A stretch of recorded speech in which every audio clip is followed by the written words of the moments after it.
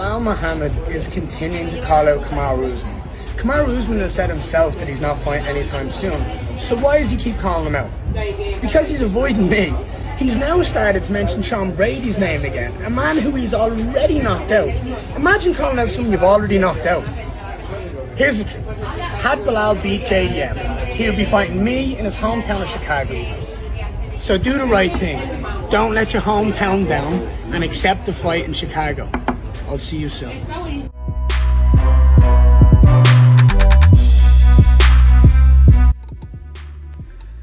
Ian Gary out here trying to do Conor cosplay with Dollar Tree trash talk. Bro, your lines hit softer than your jab. You sound like a teenager who just discovered McGregor highlight reels. You want to outbox me? Try out talking me. First, without embarrassing yourself. Until then, go back to rehearsing in the mirror. Maybe one day your trash talk will be as sharp as your barber's fade.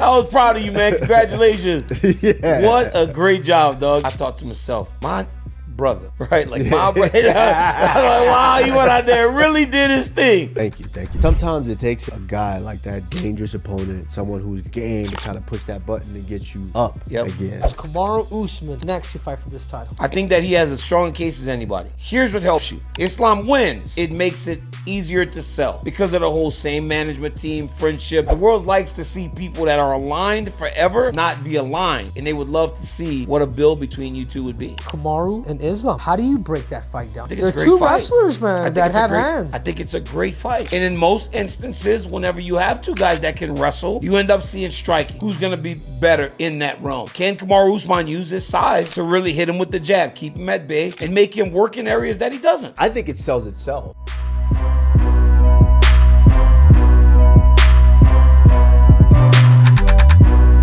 First of all, how was your experience? The experience is awesome. I'm glad it's not a cage. We got a 5-rope ring here. Walkouts, everything's going good. Pretty intense fights. Fighting in shoes and they're doing boxing, man. It's pretty cool. Small gloves is better than big gloves. I've always wanted to host and always want to do things like this and travel and go meet new people. When I was employed with the UFC, I was always busy doing the UFC stuff. Yeah. So now here's the chance where I get to do a lot of free stuff. So this is cool, man. Take every opportunity. Opportunities exist when we create them. So this is an amazing experience to bring not just myself, my family. Today we got Thai pads. Yesterday the same thing. So like I'm going into camp. So right now I have a fight on August 30th. I'm gonna be boxing. Oh, it will be boxing? I can't tell you who yet, but I will be boxing. And I'm slowly making my way there, but one win changes everything. Look at when it goes into it, a lot of people use that stupid fucking word retirement. I don't use that word. I'm still competing. I'm 41. I'm faster than I guarantee you every fucking person that's in here. We want to run and sprint. I'm still faster. I can do more pull-ups, more push-ups, more fucking any kind of calisthenics that you could put your name on it. I'm the only one that went through David Goggins' Hell Week.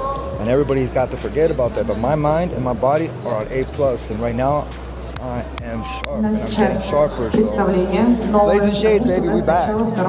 So now it's only boxing, right? No, it's not all MMA also. I'm doing everything, and what I wanted to do was play multiple sports. I might go try out for baseball, for pro, and I might even I'm doing my first boxing professional fight. I'm gonna be doing pro grappling. I am actually one of the combat jiu-jitsu pioneers. It was invented at my camp in Big Bear. So it was myself, Eddie, we made that. And then he took it mainstream. So like, there's a lot of different sports that I want to go and try, and that makes it more interesting because, damn it, I'm a fucking athlete and I win a lot.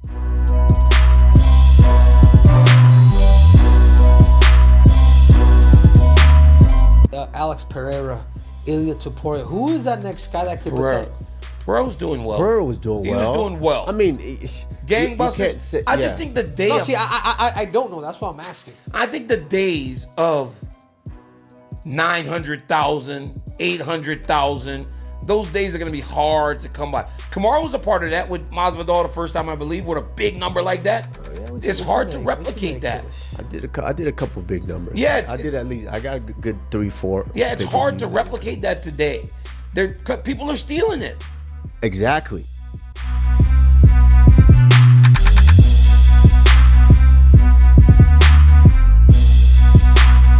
Do you think Paddy's good, or do you think he's just hype that's gonna fizzle out at some point, or do you think he's legit? He's legit.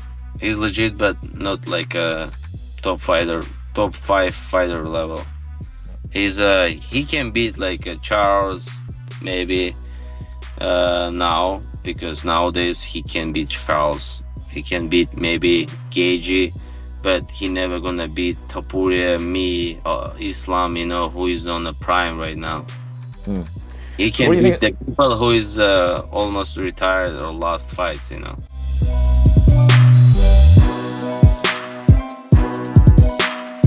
I kind of feel for Sean. Like Sean's kind of one of those guys that kind of thinks about life in terms of like a journey and all of that stuff, and I can relate to that big time. So I know the feeling of changing a lot of stuff about your life in hopes that it will translate over into fighting, and then also in hopes that you'll get like a good result from it. But yeah, it sucks that life doesn't kind of always work like that. So I kind of feel for him a little bit, but yeah, the fight itself, Sean looked kind of a little bit off, even more off than the last time. I don't really know what that's about.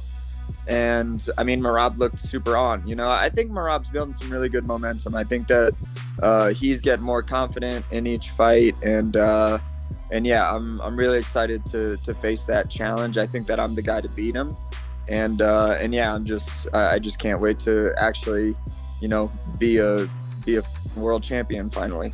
If you don't pick things up very quickly, it can be hard to change. But Sean definitely has that ability, just him being a really good athlete and all of that. So I think he definitely can. I think that he just has to change a few things, not like in his personal life, but in his actual like technical fighting style of stuff, and then just be able to grapple with these guys that are really good grapplers. Like he got away for a long time just being able to one shot knock people out, and now he's facing some for real well-rounded, really good fighters, and you just can't be a one-trick pony anymore.